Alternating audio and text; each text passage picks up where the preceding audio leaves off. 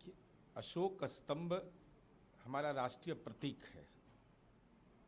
अब धार्मिक स्थल पर उसका प्रयोग धर्म और राजनीति के बीच का जो संबंध, ये तमाम ऐसे मुद्दे, और जम्मू कश्मीर देश का मुकुट है, तो तनाव नहीं हो, यह इसकी तो अधिकतम गारंटी करने की जरूरत है। और ऐसे सवाल सामाजिक सौहार्द के विषय बनना चाहिए। अब इस संबंध में जम्मू कश्मीर का क्या आधिकारिक कानून है, मुझे इसकी अद्यतन जानकारी नहीं, लेकिन समाज में तनाव न हो, यह निश्चित रूप से हमारी समझ है।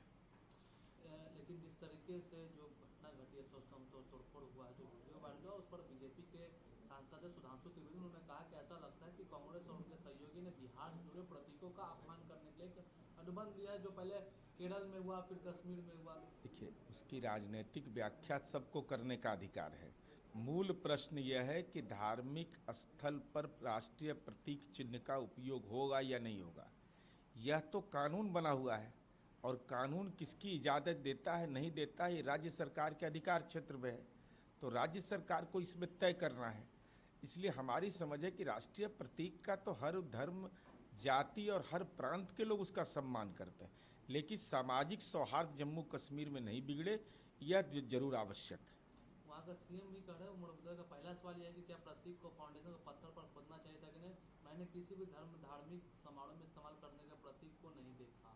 अब जम्मू कश्मीर के मुख्यमंत्री उमर अब्दुल्ला वहाँ के माननीय मुख्यमंत्री हैं, आपकी जिम्मेवारी भी बनती है ऐसे सवाल पर जो संवेदनशील सवाल है, समाज में तनाव नहीं फैले, तो ऐसे सवाल पर राजनीतिक प्रतिक्रिया देने से बेहतर है कि सामाजिक सौहार्द को बरकरार रखिए।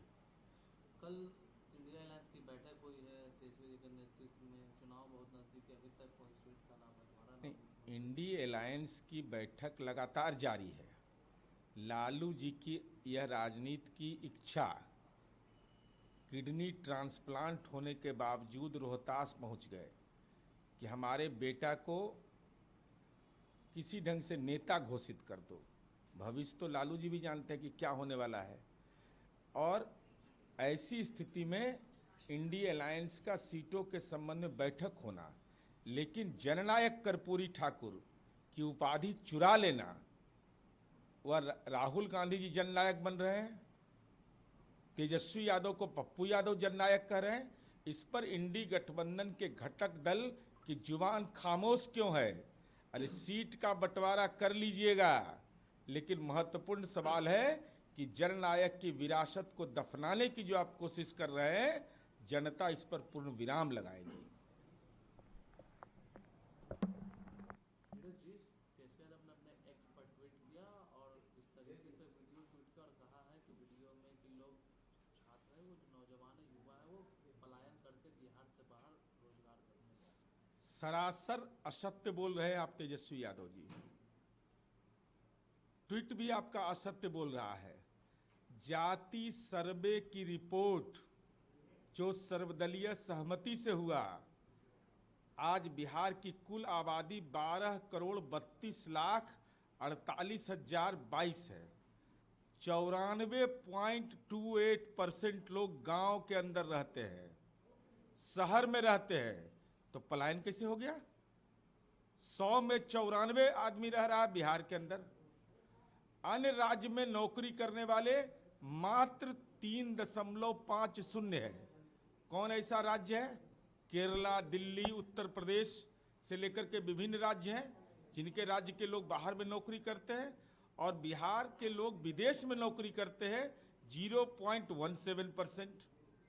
तो हम यह जानना चाहते हैं, और कुल जो बिहार में के अंदर जो प्रवासी हैं, दूसरे राज्य के हैं, वह 15,89,228 है।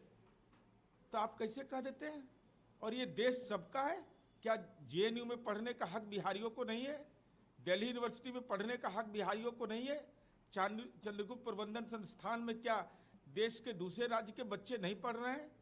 क्या देश के दूसरे राज्य के बच्चे जो आईआईटी यहाँ बना है, क्या उसमें नहीं पढ़ रहे हैं? ये राजनीति के पलायनवादी लोग हैं, जो राजनीति को भी पलायन का विषय बना लिए। हरियाणा से ला करके आप राज्यसभा बना रहे, वह पलायन नहीं। यहाँ अपनी संपत्ति, अपना धन से दिल्ली में संपत्ति या फार्म हाउस खरीद लिए, यह आर्थिक पलायन नहीं। बिहार बदलता बिहार है। 94.28% बिहार के लोग गांव और शहर में कुल आबादी के रह रहे हैं।